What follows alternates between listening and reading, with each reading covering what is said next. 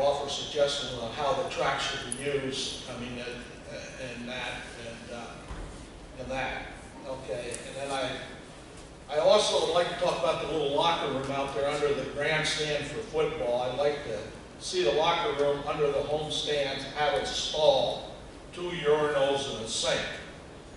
Teams sometimes travel almost an hour away on a Friday night.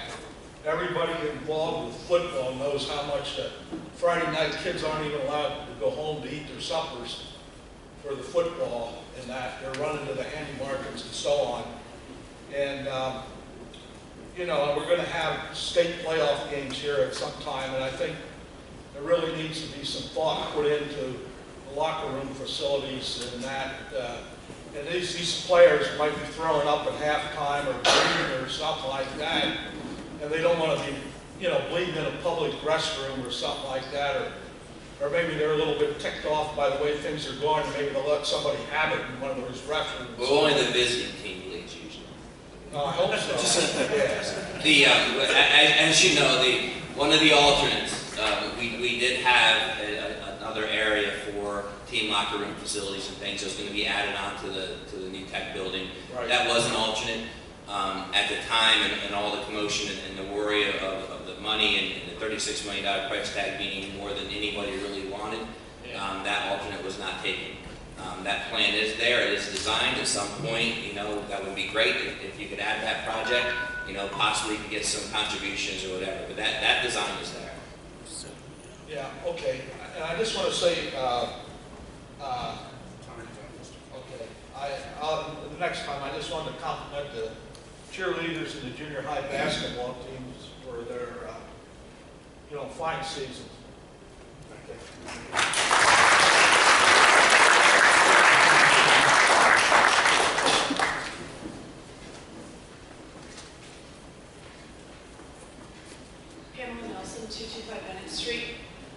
I wanted to follow up, I think it was a month ago when I asked about communications with the board.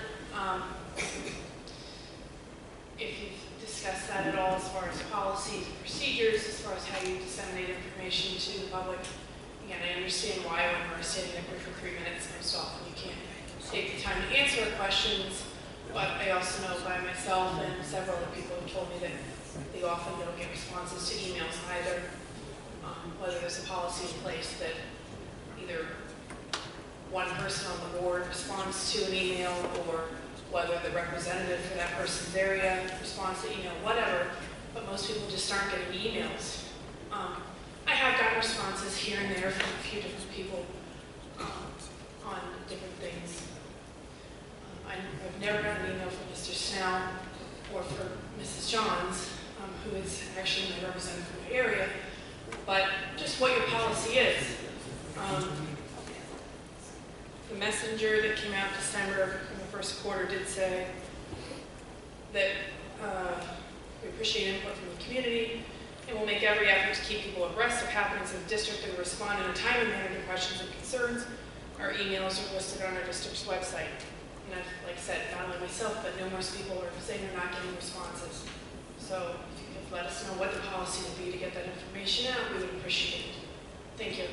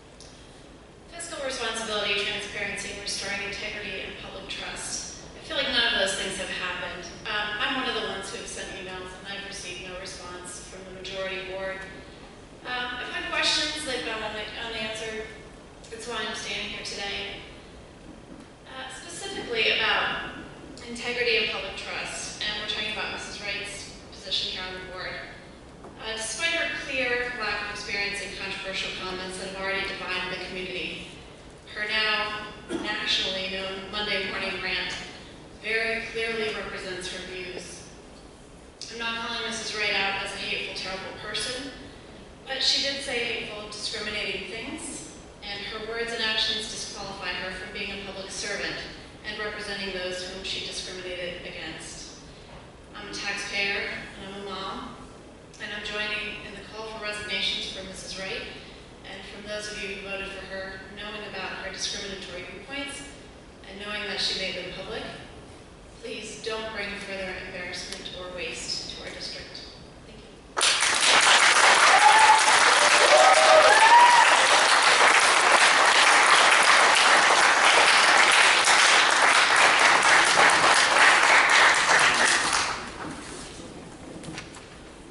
I'm sorry, I forgot to say something, and I do think it was in one of my emails, but I hadn't gotten the answer back. So I do have a question on the new design on the Project Unity, and I think I had highlighted when I looked at the new design some questions I had on the design.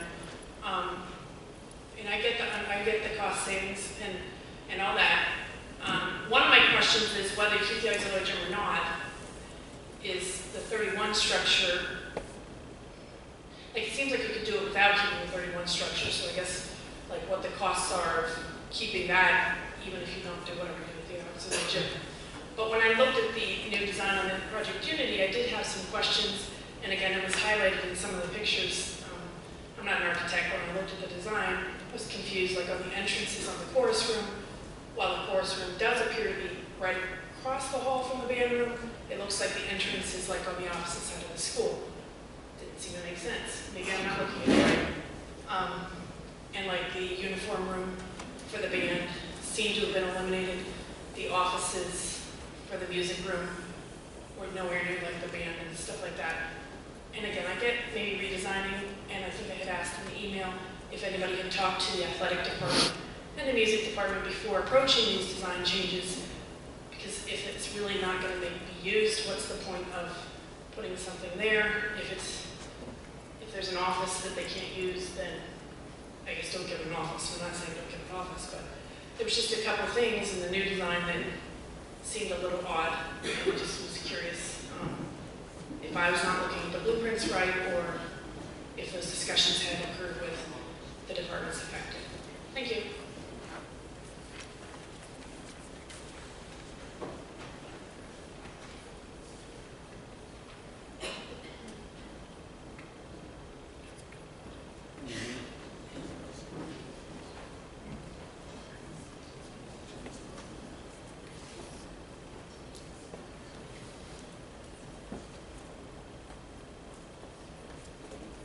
Hello, my name is Steve Backwell, 442 Cherry Street, Montoursville.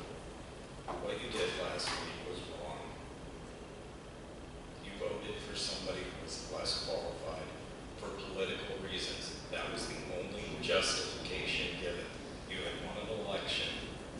You had a person who could have helped education in Montoursville, made real differences, but politics seemed to be more important to you. That's wrong. There's no other way to look at it. Karen, that document that you wrote is bigoted. There's no other way to look at it.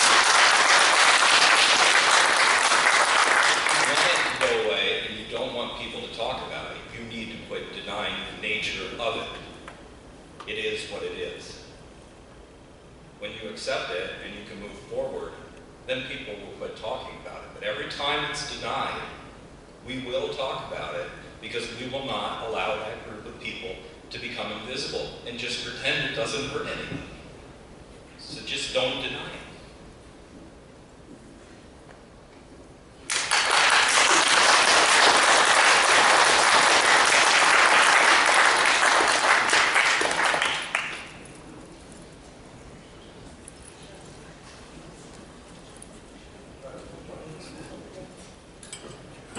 My name is Kathy Burns, and I live 219 Whitechurch Road, Muncie, Pennsylvania. I understand your feelings, and I appreciate what you folks over there have done.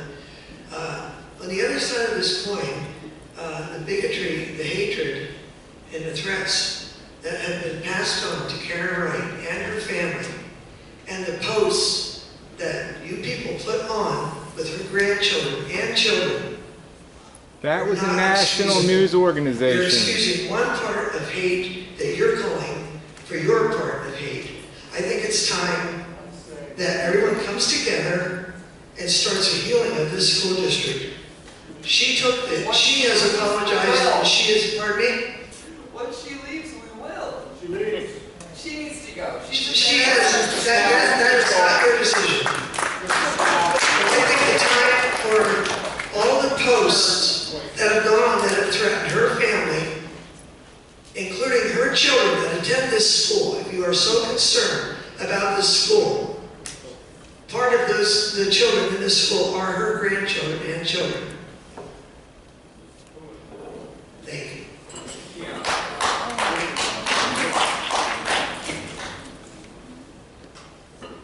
Philip Brown, 503 North Washington Street.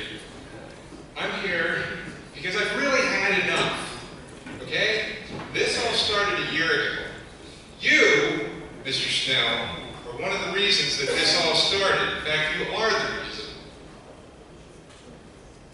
Now, you people, I understand, you're mad. Things weren't going your way this time last year. You thought that this was a crazy idea to build a school. You thought it was nuts. You all did.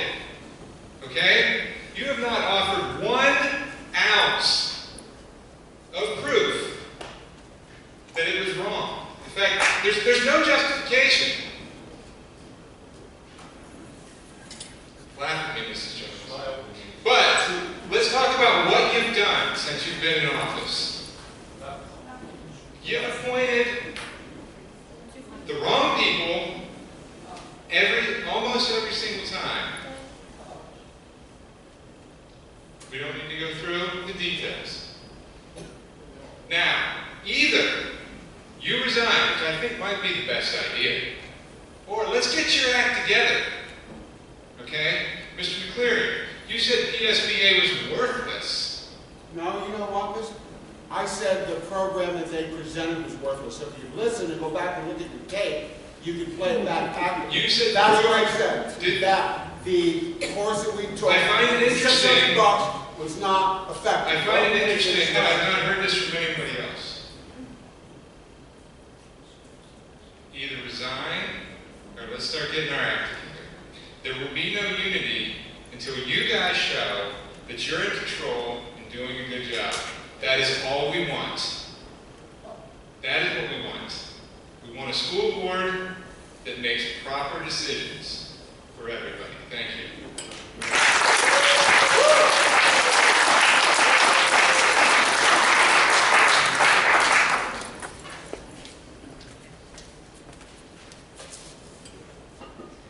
My name is Arita Updegraff, and I am a student here at Montoursville High School. What I see here is a bunch of adults arguing over my future. I've been here since I was in 2nd grade. I went to Loyalsock Valley Elementary School. Wasn't too bad to me. I survived it. But I think the point here is, like, I don't think that you guys are looking out for our best interest. I think that this is about money, or bricks, or, I don't know, people, we laugh at you guys. Because it's ridiculous what goes on right here. And I've been sitting here for 3 hours and, like, what is going on here? And I'm sorry I don't sound more professional, but this doesn't sound or look professional either. This sounds great.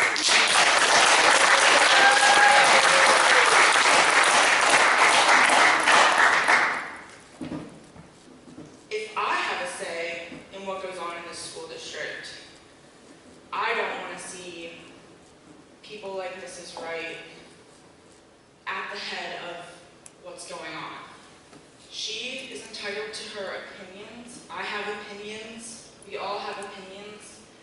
I don't feel she should have posted those opinions publicly for everybody to see.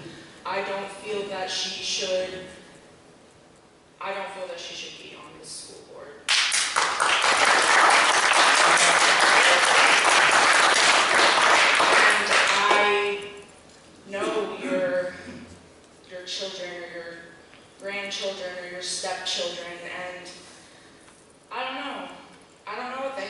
about this, but I have a feeling that they're probably,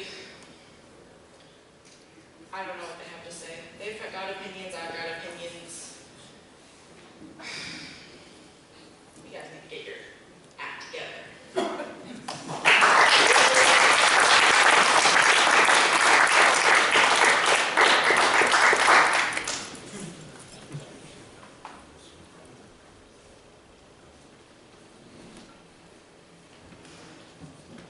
Mr. Snell, if there's no more public speakers, I'd like to say this respectfully.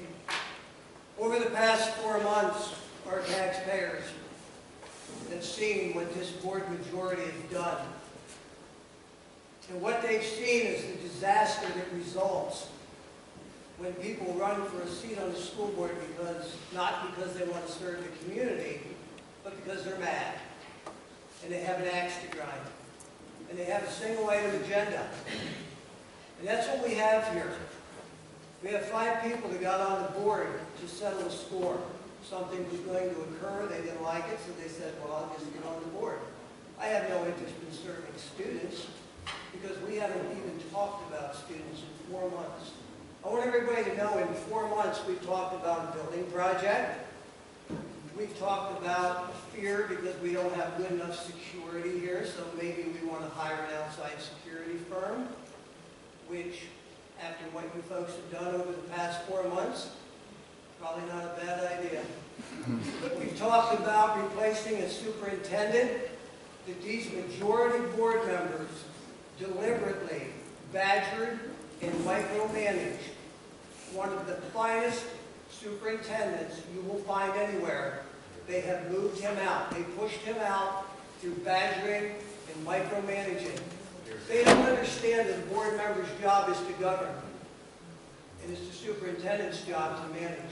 They don't understand that. They never will. They can be on this board for 20 years, and they're still not going to get it. We've also lost one of the finest business managers you'll find anywhere. We had to spend some money to keep 2 building principals for another year. We think nothing of dropping 60 grand on a worthless value engineering study, and then we'll sit here and split hairs over 6,000 to send some highly successful students of ours to a national competition. Blows my mind. Okay? This is an embarrassment. This board is an absolute disgrace and an embarrassment to this entire community and to the communities that see us. And when I attend the Blast Intermediate Unit 17 meetings, of which I am the Montoursville representative, and I talk with board members from Bradford, Lycoming, Sullivan, Tioga counties, they shake their head. They don't know what to say. They've never seen anything quite like it. And I tell them the same thing. I've never seen anything quite like it either. And when you look at what these people have done in 4 months, and I use the figure, over $200,000 that they have blown through in 4 months, and that figure will, I guarantee you, continue to climb. Look at what they've done in 4 months. For God's sakes, what would they do in 4 years? What would they do in 4 years? We have received, and these members of the board, and I'm talking about Mr. Snell, Mr. McCleary, Mr. Hagemeyer, and Mrs. Johns, and I really don't know Mrs. Wright yet, but she has been included in these emails. I can't pass judgment on Mrs. Wright. I don't know her, okay? It is too early. We have received dozens of emails calling for their resignations, immediate resignations, and rightfully so. And every one of those emails lists reason after reason after reason why these people should find something else to do. The people whose names I've mentioned, I don't have a personal vendetta against them. I think they're okay people, and I think that they could do very well serving the community in another capacity. However, I don't think this is where they belong. Mr. Sandlin.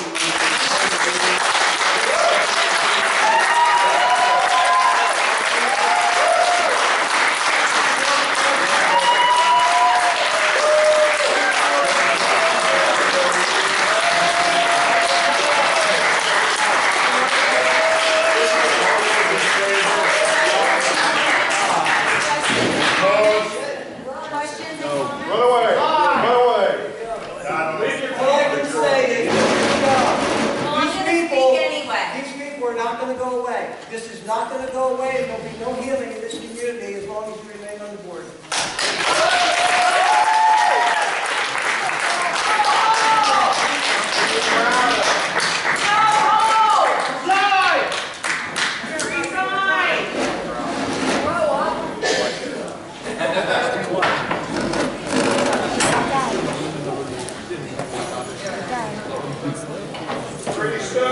Stop it. Bye, friends.